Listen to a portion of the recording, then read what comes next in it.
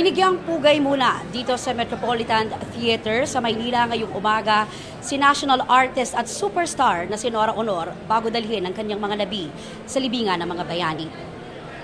Eksaktong alas 8:30 ng umaga dumating ang hearse na may dala ng mga labi ng yumaong National Artist for Film and Broadcast Arts at tinaguri ang superstar na si Nora Aunor dito sa Metropolitan Theater mula sa Heritage Park sa Taguig City. Nakasunod sa pagmarcha ng kanyang mga labi ang kanyang 5 anak na sina Lotlot, Ian, Matet, Kiko at Kenneth, pati na ang kanyang mga apo, pamilya at mga kaibigan. Marami ring fans at Noranians ang nag-abang para masilayan sa huling sandali ang kanilang idolo. Ang ilan ay galing pa sa mga probinsya at emosyonal na nagpapahatid ng kanilang pagmamahal kay Ate Guy at pakikiramay sa kanyang mga naiwang mahal sa buhay.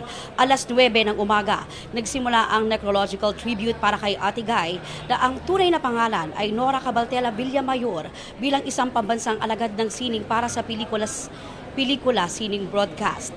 Bukod sa mga opisyal ng NCCA o National Commission for Culture and the Arts at Cultural Center of the Philippines o CCP, nagsalita rin at nagbigay ng tribute ang scriptwriter at isa ring National Artist for Film and Broadcast Arts na si Ricky Lee, pati na ang direktor na si Joel Lamangan na nakasama at idinirect si Nora sa ilan niyang award-winning films.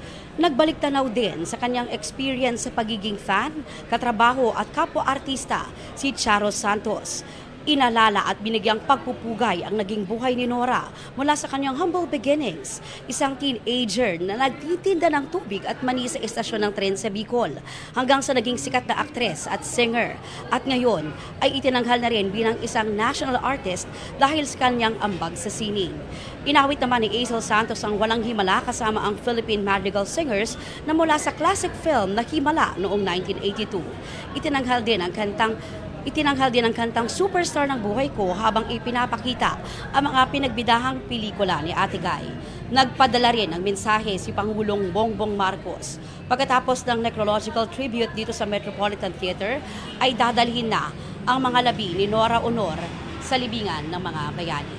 Yan muna ang latest dito. Balik sa inyo dyan sa studio, Connie and Rafi.